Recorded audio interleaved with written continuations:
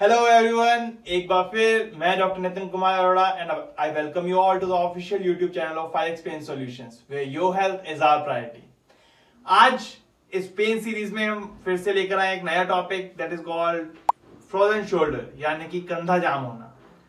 कंधा जाम होने की प्रॉब्लम बहुत कॉमन हो गई है एंड आपने देखा होगा कि बहुत सारे लोग जिनका शोल्डर का मूवमेंट ऊपर तक नहीं जाता है, उनके डेली एक्टिविटीज में बहुत प्रॉब्लम आती है। बेदिंग में, कॉम्बिंग में, इन सब चीजों में उनको इश्यूज जो है डेली एक्टिविटीज में ट्रबल करने लगते हैं। तो आज हम बात करेंगे कि फ्रोजन शोल्डर क्या होता है, कंधा जाम क्यों होता है और कैसे कैसे आप इसको अपने घर पे ही सिंपल एक्सरसाइज से ठीक कर सकते हैं।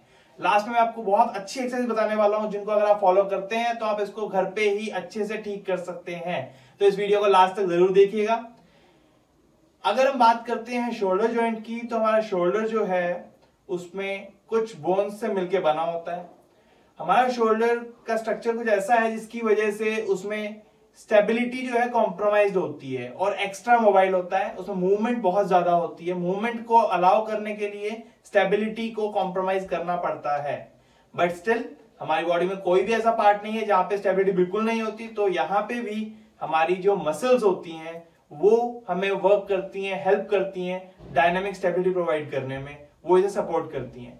एट द सेम टाइम्स कुछ लिगामेंट्स और बाकी टिश्यूज जो है इसको पैसिव सपोर्ट प्रोवाइड करते हैं, जिससे कि वो जो दो बोन्स हैं वो आपस में मिल ही रहें और शोल्डर जो है एक्स्ट्रा मूवमेंट ना हो, जिससे कि कोई प्रॉब्लम हो सके। साथ के साथ इस स्ट्रक्चर के अराउंड, शोल्डर के अराउंड एक कैप्सूल होता है जो इसको बाहर से कवर करता है। अब फ्रोजन शोल्डर की अगर हम बात करते हैं तो इसमें एक्चुअली होता क्या है कि वो जो कैप्सूल है वो टाइट हो जाता है। अब अगर आप कैप्सूल का स्ट्रक्चर समझे कि कैप्सूल कैसा होता है, कि आपने देखा होगा जैसे आपकी शर्ट्स, आइदर रेडीमेड शर्ट या कस्टम में टेलर मेड शर्ट जो होती है, उसके आर्मपिट में एक्स्ट्रा जो लेयर शर्ट के नीचे हैंग कर रही होती है, ऐसे ही जिससे कि आपका हाथ पूरा ऊपर तक जा सके, ये आपको सपोर्ट करे। ऐसे ही जो आपका कैप्सूल होता है वो भी नीचे से पाउच की तरह हैंग कर रहा होता है, जो कि आपको पूरा शोल्डर को ऊपर 180 डिग्री तक मूव करवाता है। अब फ्रोजन शोल्डर में ये जो पार्ट है, जो एक्स्ट्रा पाउच है, वो किसी वजह से टाइट हो जाता है। क्या वजह है हम डिस्कस करेंगे आगे वीडियो में। तो उनकी वजह से वो टाइट होकर और उसको सपोर्ट जो है उसको टाइट कर देता है, उसको अलाउ नहीं करता कि वो हाथ पूरा ऊपर तक जा सके, जिसकी वजह से आपको डेली एक्टिविटी में प्रॉब्लम आने लगती है। तो क्या क्या वजह है जिनकी वजह से आपको ये प्रॉब्लम आ सकती है, क्या क्या इश्यूज है जो आपको आते हैं। सबसे पहली वजह, अगर हम वजह को डिवाइड करते हैं तो वी हैव सम थिंग्स जो कि प्राइमरी कॉजेज है। प्राइमरी जिनकी वजह से ये हो रहा है तो वो इसे हम बोलते हैं इडियोपैथिक कॉज, मतलब कि अभी तक कुछ इसके बारे में ज्यादा नहीं पता कि इसका रीजन क्या है, बट फिर भी कुछ चीजें देखी गई हैं कि जो लोग 40 to 60 की एज में होते हैं उनमें ये ज्यादा देखा गया है। At the same time males के कंपैरिजन में फीमेल्स में फ्रोजन शोल्डर के केसेस ज्यादा मिलते हैं। अब अगर हम बात करते हैं जो सेकेंडरी कॉजेज हैं जिनकी वजह से डायरेक्टली नहीं बट इनडायरेक्टली फ्रोजन शोल्डर हो जाता है, उनमें आते हैं हार्ट डिसीज। हार्ट के इश्यूज की वजह से जो है शोल्डर की मोबिलिटी कम हो जाती है। किसी हार्ट की सर्जरी की वजह से पेशेंट जो है वो एक एंशियसनेस रहती है, एक डर रहता है कि अगर मूवमेंट करेंगे तो शायद उस सर्जरी पार्ट पे कोई इश्यू ना आ जाए, उस वजह से वो पूरी मूवमेंट नहीं करते आर्म की, तो ये शोल्डर जो है रेस्ट्रिक्ट हो जाता है, ये हाथ ऊपर नहीं जाता है। फिर दूसरा इश्यू क्या आता है कि डायबिटीज पेशेंट्स में ये देखा गया है कि फ्रोजन शोल्डर के केसेस 2 to 3 टाइम्स ज्यादा कॉमन होते हैं डायबिटीज पेशेंट में, अगर हम कंपेयर करें नॉन डायबिटिक से। उसकी वजह है जो ग्लाइकोसाइलेशन हो जाता है, हीमोग्लोबिन जो HbA बोलते हैं हम, ग्लाइकोसाइलेटेड हीमोग्लोबिन जब वो बढ़ जाता है तो वो जाके शोल्डर के कार्टिलेज को होल्ड कर लेता है, जिसकी वजह से मूवमेंट को अलाउ नहीं करता। तो उसकी वजह से डायबिटीज के केसेस में ज्यादा मिलता है फ्रोजन शोल्डर। तीसरा इश्यू हाइपरटेंशन, यानी कि बीपी का बढ़ना। ज्यादा बीपी जिनका बढ़ता है उस केस में भी हमें देखने को मिलता है, रिसर्च कहती है कि बहुत ज्यादा चांसेस होते हैं कि फ्रोजन शोल्डर डेवलप होने के। तो फ्रेंड्स, अब ये जो बीपी, आपका diabetes and age related factors और जेंडर, ये तो है ही है। इसके साथ अगर किसी को कोई फ्रैक्चर हुआ या कोई इंजरी हुई जिसकी वजह से वो मूवमेंट नहीं कर रहे अपने शोल्डर की, तो तो उसके बाद भी शोल्डर कैप्सूल टाइट हो जाता है और ये देखने को मिलता है कि उन पेशेंट्स में भी आर्म जो है पूरा ऊपर तक मूवमेंट अलाउ नहीं कर रहा, जिस वजह से फ्रोजन शोल्डर की कंडीशन डेवलप हो गई, क्योंकि जो कैप्सूल है वो टाइट हो गया। अब इसके कॉजेज की तो बात हो गई, अब बात करते हैं सिम्टम्स की कि क्या क्या इश्यूज आपको ट्रबल करेंगे, क्या होगा कि आपको लगे कि yes it might be frozen shoulder, क्योंकि every shoulder pain is not frozen shoulder. तो इसमें जो बहुत कॉमन कंप्लेंट्स जो आती हैं वो स्टेज वाइज डिवाइडेड है। लाइक फ्रोजन शोल्डर की 3 स्टेजेस होती हैं। स्टेज 1 जिसे हम फ्रीजिंग स्टेज बोलते हैं, जैसे कि नाम है फ्रोजन शोल्डर। फ्रोजन मीन्स जमा हुआ शोल्डर, मतलब कंधा जमा हुआ, मतलब जाम होना कंधे का। तो इसकी सबसे पहली स्टेज जो है फ्रीजिंग स्टेज बोलते हैं, जब वो जाम होना स्टार्ट होता है। उस वक्त सबसे ज्यादा प्रॉब्लमेटिक जो होता है वो होता है शोल्डर में जो पेन होता है। सबसे ज्यादा प्रॉब्लम जो आती है वो आती है उस कंधे पे वेट डाल के सोने में। पेशेंट को इनफैक्ट दिन में मूवमेंट करते हुए और रात को भी सोते हुए अगर उस शोल्डर में वेट पड़ रहा है या रेस्टिंग में भी है तो भी पेन होता है। दूसरा, जनरल एक्टिविटीज में डे टू डे लाइफ में पेन होता है, और जैसे कॉम्बिंग कर रहा है तो हाथ ऊपर जाएगा उसमें पेन होता है, हाथ बैक के पीछे अगर वॉलेट निकालना है उसमें पेन होता है, क्योंकि इन सब एक्टिविटीज में हमारे शोल्डर का जो कैप्सूल है उसके ऊपर स्ट्रेस आता है और वो खिंचता है, और क्योंकि वो टाइट है तो मूवमेंट अलाउ नहीं करता, और किसी भी टाइट चीज को आपको पता ही अगर आप खींचेंगे तो उसमें दर्द होगा ही होगा। अब हम इसके अगर सेकंड स्टेज की तरफ बढ़ते हैं तो उसे हम बोलते हैं फ्रोजन स्टेज। फ्रोजन स्टेज में क्या होता है, स्टिफनेस आ जाती है। फ्रोजन मींस जाम हो चुका है। अब जाम हो चुका है तो जो स्टिफनेस है वो बढ़ जाती है। स्टिफनेस बढ़ने से जो शोल्डर की मूवमेंट्स हैं वो बहुत ज्यादा रेस्ट्रिक्ट हो जाती हैं। स्पेसिफिकली अगर हम बात करते हैं तो कंधे का बाहर की तरफ घूमना, जिसकी वजह से हमारी कॉम्बिंग की एक्टिविटीज, कंघी करने की एक्टिविटीज नहीं हो पाती। मॉर्निंग में अगर आप मग लेके नहाते हैं बकेट और मग से, तो मग जब भर के सिर के ऊपर लेके जाते हैं तो हाथ ऊपर नहीं जाता, क्योंकि शोल्डर में मूवमेंट नहीं होगी। दूसरा, ये हाथ को बाहर की तरफ लेके जाना में पेन ज्यादा आएगा और ये एक्टिविटी नहीं होगी। ये एक्टिविटीज धीरे धीरे विद टाइम जो है बेटर होती जाती हैं, और लास्ट स्टेज आती है थॉइंग स्टेज, जिसमें कि ये सब पेन और एक्टिविटीज बेटर होने लगती हैं और आपका फ्रोजन शोल्डर जो है बेटरमेंट की तरफ जाने लगता है और आप बेटर फील करते हैं। तो फ्रेंड्स, जब हमने बात करी कि ये ऑटोमेटिकली एक स्टेज के बाद आके वापस बेटरमेंट की तरफ जाएगा, तो हमें एक्सरसाइजेस की क्या जरूरत है? यस, एक्सरसाइजेस की एक्चुअली रिक्वायरमेंट इसलिए है क्योंकि अगर इसका नॉर्मल प्रोग्रेशन देखते हैं तो इस सब पूरी जो 3 स्टेजेस है इसे प्रोग्रेस करने में 1.5 से 2 साल लग जाते हैं। तो आई डोंट थिंक आप में से कोई भी चाहेगा कि आपकी जो पेन और एक्टिविटी लिमिटेशन है वो 2 साल तक रहे।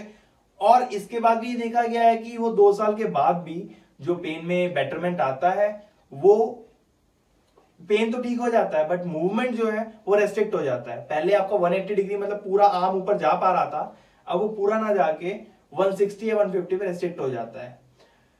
तो any one of you don't want कि आपका एक्टिविटी लिमिट हो किसी भी वजह से, तो इसी वजह से हमें एक्सरसाइज करने की जरूरत है, क्योंकि जब हम एक्सरसाइज करेंगे तो हमारा वो जो पेन है परमानेंटली ठीक हो जाएगा, जल्दी ठीक होगा, और जो एक्टिविटी लिमिटेशन आ रहा है वो जल्दी जल्दी रिकवर हो जाएगा, जिससे कि आप अपने डेली एक्टिविटीज को बिना किसी पेन और बिना किसी रेस्ट्रिक्शन के कर सकते हैं और बिना किसी स्टिफनेस के अपनी डेली लाइफ को इजीली लिव कर सकते हैं। अब बात आती है ट्रीटमेंट की। एज ए प्रॉमिस, जो मैंने आपको बोला था कि मैं आपको एक्सरसाइज बताऊंगा, तो सबसे पहले आप एक्सरसाइज स्टार्ट करने से पहले एक चीज आपने करनी है, वो है आइस पैक। आपने अपने शोल्डर जॉइंट की आइसिंग करनी है। उसमें आप क्या करेंगे, आप एक आइस पैक लेंगे और उसको आप अपने शोल्डर जॉइंट पे प्लेस कर लेंगे, लगा लेंगे। उसके ऊपर एक गीला तौलिया करके लगा के, और उसके बाद आप उसे कंधे पे रखेंगे 7.5 मिनट के लिए, और उसके बाद आप एक्सरसाइज करेंगे स्टार्ट। अगर आपके पास लॉकडाउन के स्टेज चल रहे हो, आपके पास आइस पैक अवेलेबल नहीं है, तो what you can do is, हम आपको एक और वीडियो बनाएंगे जिसमें कि हम आइस पैक के बारे में बताएंगे कैसे आपको आइस पैक घर पे बना सकते हैं बिना किसी चीज का यूज किए। अब आइस पैक जब आपने लगा लिया, उसके बाद स्टेज आती है एक्सरसाइज। एक्सरसाइजेस स्टेज में वी हैव सम एक्सरसाइजेस जो अगर आप करते हैं तो आपका ये इश्यू परमानेंटली रिजॉल्व हो जाएगा। बट फ्रेंड्स, उससे पहले आपको ध्यान रखना चाहिए कि हम हर स्टेज में सेम एक्टिविटी नहीं करेंगे। अगर आपका फ्रोजन शोल्डर अभी डेवलप हुआ है, अभी स्टार्ट हुआ है, तो हम नहीं चाहते कि स्टेज 1 में जब पेन और इन्फ्लेमेशन की स्टेज है उसमें हम एक्स्ट्रा मूवमेंट करके उस शोल्डर जॉइंट जो इंजरी की तरफ जा रहा था उसे और इंजर कर दें, क्योंकि उससे क्या होगा कि इन्फ्लेमेशन बढ़ जाएगा, और इन्फ्लेमेशन अगर बढ़ गया तो उसको फिर पेन आपका बढ़ सकता है। तो उस स्टेज में आप स्टार्ट करेंगे सिर्फ और सिर्फ आइस पैक से अलोंग विद शोल्डर मूवमेंट्स। अब शोल्डर मूवमेंट्स एक्टिव ना करके हम करेंगे कुछ पेंडुलर एक्सरसाइज, जिसमें कि आप आगे की तरफ लीन हो जाएंगे और आपका जो बॉडी है उसे फॉरवर्ड बैकवर्ड टिल्ट करेंगे। जब बॉडी मूव करेगी तो आपका जो आर्म है वो आपके बॉडी के मोमेंटम से आगे पीछे मूव करेगा। जब ये आर्म मूव करेगा तो ऐसे 10 से 15 बार आप इस शोल्डर को मूव होने देंगे, क्योंकि जब ऐसे शोल्डर मूव होता है तो आपकी मसल्स बहुत कम वर्क करती हैं और ग्रेविटी जो आपके शोल्डर जॉइंट को नीचे पुल करती हैं, और उस बेसिक ट्रैक्शन से आपके कैप्सूल पे थोड़ा थोड़ा स्ट्रेस आता रहता है, जिससे कि वो इंजरी बढ़ती भी नहीं है और आपका पेन जो है बेटर हो सकता है along with the ice pack thing.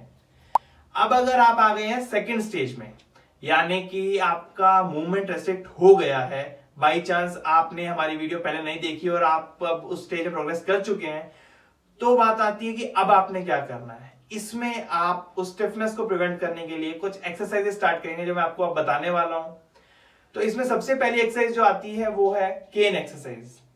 इस एक्सरसाइज को आप स्टैंडिंग में, सिटिंग में या लाइंग में, तीनों पोजीशन में कर सकते हैं। इस एक्सरसाइज में आपने क्या करना है कि दोनों हाथ से केन को पकड़ना है और जो नॉर्मल हैंड है जिसमें पेन नहीं है उसका सपोर्ट लेके दूसरे हाथ को ऊपर लेके जाना है।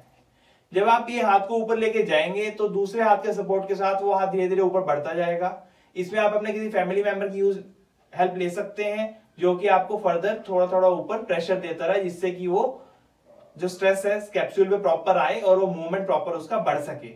इस एक्सरसाइज को आप ऊपर ले जाकर 5 to 10 सेकेंड्स होल्ड करेंगे, और स्टार्टिंग में आप किसी के सपोर्ट के साथ करिए तो बेटर है, और बाद में जैसे जैसे आपका पेन बेटर होता जाए तो आप इस एक्सरसाइज को खुद से बिना किसी सपोर्ट के और दोनों हाथ से कर सकते हैं।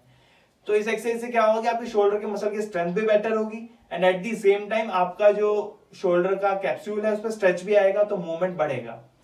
अब जो दूसरी एक्सरसाइज आप देख पा रहे हैं, इसमें आपने क्या करना है कि आपने हाथ को जो नॉर्मल हैंड्स है, अब दोबारा से केन आपने होल्ड करी और नॉर्मल हैंड से आपने दूसरे हाथ को ऊपर लेके जाना है। तो दोनों हाथों में जब आपने केन पकड़ रखी है तो जब आप लेफ्ट हैंड से प्रेशर ऊपर की तरफ पुश करेंगे तो यू विल फील कि यस अब ये हाथ जो है ऊपर जा पा रहा है। मैक्सिमली जहां तक हो सके इस हाथ को ऊपर लेके जाएंगे और फिर वहां पे होल्ड करेंगे 5 के काउंट तक। सो इट्स 1 2 3 4 5 और फिर इसको आप वापस लेके आ जाएंगे। इस एक्सरसाइज को आप 10 टाइम्स ऐसे ही रिपीट करेंगे, स्टार्टिंग में विद समवन सपोर्ट और बाद में आप बिना सपोर्ट के कर सकते हैं, ताकि ये आप शोल्डर की सारी मसल्स को स्ट्रेंथन अप भी कर सकें और एट द सेम टाइम आप उनको पूरा स्ट्रेच भी कर सकें। सो फ्रेंड्स, तीसरी एक्सरसाइज की अगर हम बात करते हैं तो उस एक्सरसाइज में आपने क्या करना है कि आप अगर इसमें हम मानते हैं कि आपका राइट शोल्डर इन्वॉल्व है, तो आपने राइट शोल्डर से टॉवल को पकड़ा और लेफ्ट शोल्डर जो है आपकी बैक के पीछे जाएगा, उससे आपने टॉवल को दूसरे हाथ में पकड़ लिया। तो टॉवल का एक रोल बना के एक हाथ राइट शोल्डर से पकड़ा राइट हैंड से और एक लेफ्ट हैंड से। अब इसको आपने अपनी बैक के ऊपर चलाना है। जब आप इसे ऊपर नीचे चलाएंगे तो इससे आपके शोल्डर पे और ट्राइसेप्स पे स्ट्रेच आएगा, जो आपको फर्दर अलाउ करेगा फर्दर मूवमेंट। तो इस एक्सरसाइज से भी आपको बहुत रिलीफ मिलेगा और बहुत बेटरमेंट फील होगा आपको। And last but not the least, अब जो आपने करना है इस एक्सरसाइज में आपने जो हाथ है उन दोनों हाथों को पीछे ले जाकर और इस टॉवल को पीछे ही होल्ड करके साइड बाय साइड लेके जाना है। इसे आप टॉवल से या केन से, दोनों से कर सकते हैं। हाथ को पीछे लेकर गए एंड उनको साइड बाय साइड लेकर जाना है, ताकि आप जो है अपने शोल्डर की मूवमेंट को पूरा हर प्लेन में बेटर कर सकें। तो फ्रेंड्स, ये थी वो एक्सरसाइजेज जो अगर आप घर पे करते हैं तो आप अपने शोल्डर पेन से और शोल्डर मूवमेंट लिमिटेशन से रिलीफ घर पे ही पा सकते हैं।